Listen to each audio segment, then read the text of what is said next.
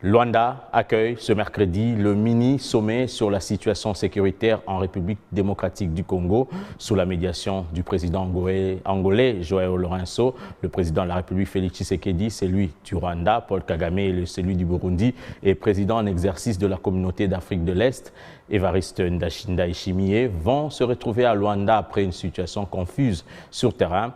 La question était abordée par le porte-parole du gouvernement lors du briefing de mardi.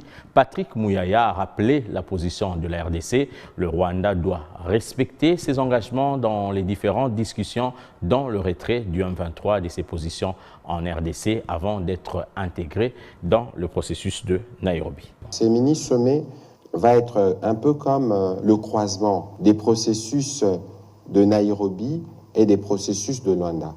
Il vous souviendra que l'Union africaine a donné mandat à la CIRGL pour suivre les dossiers en République démocratique du Congo. Donc on a confié la médiation au président Lourenço, mais parce que la République démocratique du Congo avait adhéré à la communauté de l'Afrique de l'Est et que la crise se déroule aussi avec un pays de l'Afrique de l'Est, il y avait le processus de Nairobi qui prévoyait déjà les processus du dialogue et notamment la mise en place d'une force régionale.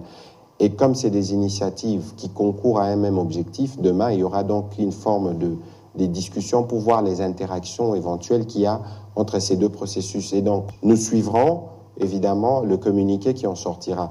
Mais ici il faut noter qu'il y a plusieurs sommets qui se tiennent et rien ne suit sur terrain. C'est ça la préoccupation principale. Mais nous sommes engagés sur un front diplomatique et malheureusement la diplomatie, parfois elle est lente, parfois elle a ses méthodes, mais nous pensons que par là aussi nous pouvons atteindre des résultats.